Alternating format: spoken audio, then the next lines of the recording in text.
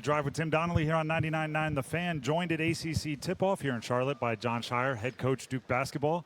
Coach, first of all, thank you for the time. Yeah, of course. Kind of senior year for you. Year 4, like you're the upperclassman.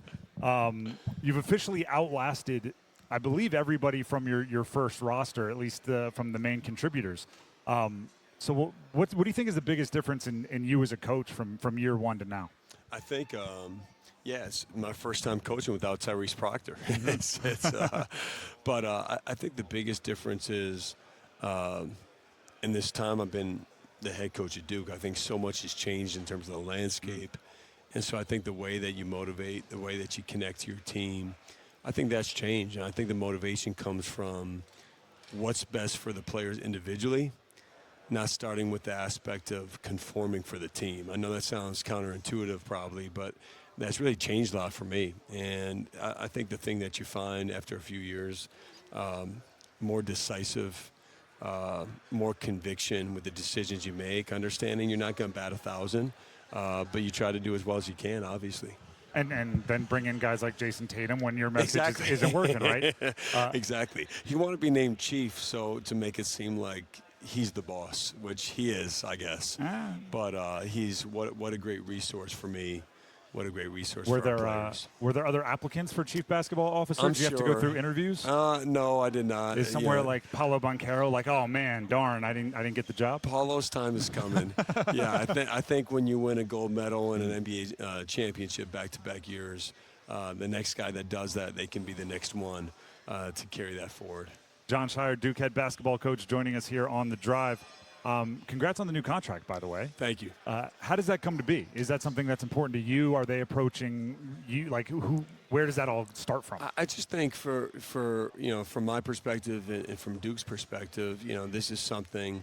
This is where I want to be. Mm-hmm. This is home for me and my family. We have a lot we want to accomplish here still, and to have that stability and to have from both aspects. I think in the world of instability in college sports, to have that reflected by Duke's commitment and then my commitment as well, to me, it was a no-brainer, and I'm happy that Duke felt the same way. And so that's really where it came from. We just played a game with Malik, little rapid scouting reports we call it, where we gave him some of the new guys and just the first thing that came up into his brain. Did he win? Did he do well? Yeah, he did well. But for 3 of the guys, Dame Sarr, Nick Hemenya, and Sebastian Wilkins, he said sleeper, which I did have to remind him, like, you play for Duke. Like, there's no sleepers there. But it is a difference from last year where the Cooper Flagg hype was crazy, and you can go on and on down the list. Does it feel like this year's team, in a weird way, is an under-the-radar Duke team, which is not the same as an under-radar team elsewhere? I think I feel we have really great ability. I think naturally there's some of that at play, but I've really tried, even last year, to block out as much as I possibly can. That's the truth. Now, these guys probably feel it more, but I do feel hopefully we develop that chip because, all right, whether, if you have to look at preseason rankings or whatever it may be to get these guys going for motivation, I'm all for it. So, absolutely underrated. Let's roll with that. We'll get it cranking. Every year at ACC Tip-Off, I ask you the same question.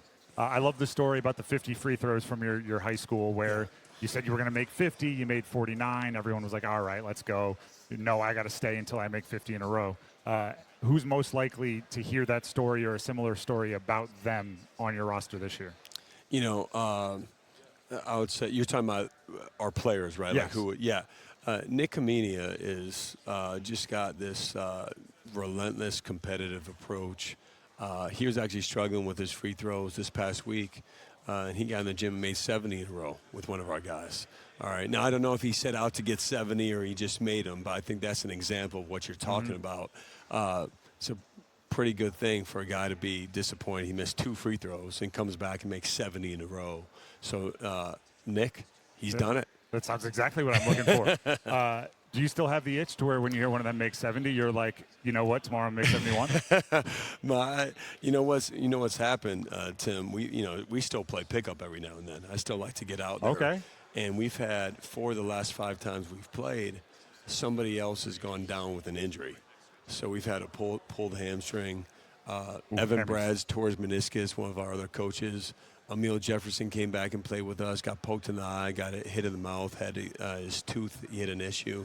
So it's been rough sledding. So my itch is there, but I've been more conservative to get out there and play. Maybe to shoot free throws, that'd be fine. But if you're getting hurt, I don't think it's that. Yeah, exactly. We got other problems if that's the case. How is it different coaching twins, where they're I thought you might separate them in the countdown to craziness just to see what that would be like. I think really you coach them fairly and equally, and so both those guys are more than capable on their own. And so we're not going to split them up just to split them up. They could have ended up on different teams as well, but it worked out they're on the same team. And so you roll with that. And so I think the thing that you feel, they have a natural connection when they're on the floor.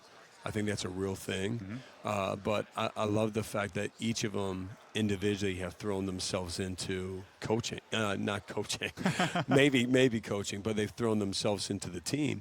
But I think it's a different dynamic. I think it is. But it's been great, and really all I've asked, and they've done it, both of them, they literally have just embedded themselves with the team. So that's been a cool dynamic to see. What's the next step for Isaiah Evans this year and maybe a more featured role?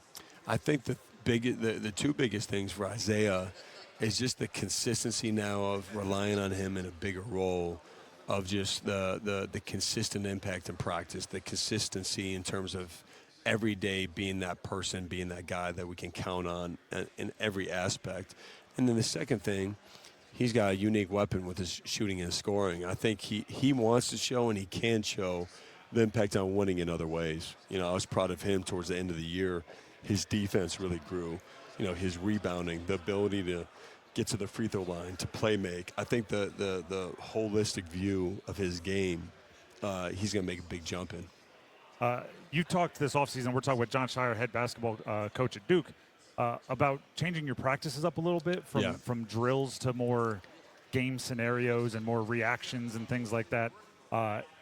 I think that's, first of all, interesting, right, and kind of bold. Do you have somebody who's maybe more of a gamer than a practice guy that you're learning? Oh, okay, he maybe doesn't look as great in drills, but he steps up in game situations. Yeah, I think that's for sure. I think Caden's a good example of that. I think all of this is new to him. He's at his best when we're playing 5-on-5. But I think the more for all these guys that we can make it about, like growing up for me, right? Always in a gym, it's 1-on-0 shooting, and really. Every part of the game is making some type of real-time decision based on how the defense is playing or based on how the offense is playing. So for us, we make all our drills reactive.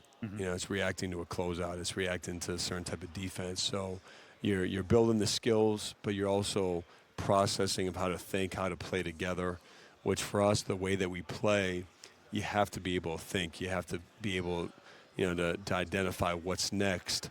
And so it's been a great adjustment. And it's uncomfortable at times because you end up making a lot of mistakes. But I just try to encourage our guys. That's part of why, that's literally why you're practicing. You're going to make those mistakes. So it's been really helpful for us. Coach, we appreciate the time and good luck this season. Thanks a lot, Tim. Thanks for having me.